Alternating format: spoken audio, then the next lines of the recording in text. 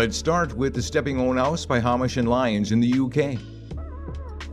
3 disconnected, underused, and flood-prone outbuildings were replaced with 2 new buildings that provided additional living accommodation for the existing house.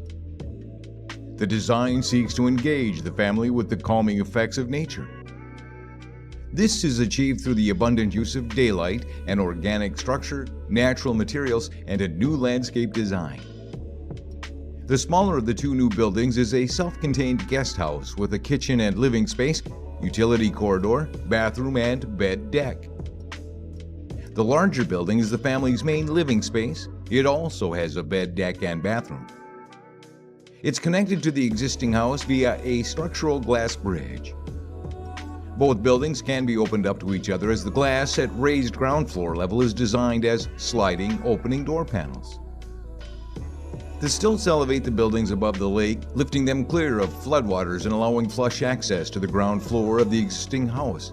They also make it possible to swim under the building.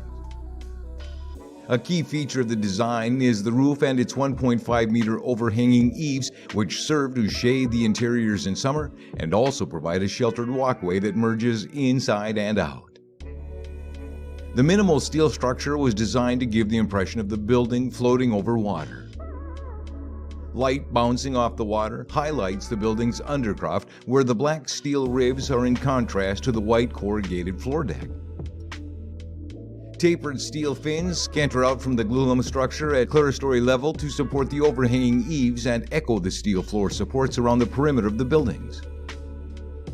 The architecture's landscape design is integral to the concept of engaging the family with their surroundings and included the swimming lake as well as a circular route around the buildings. From the front parking area, a path snakes through a sheltered garden of large tree ferns, eventually leading out onto stepping stones that cross the lake. The stones link to an elevated walkway and bridge which connects the 2 buildings.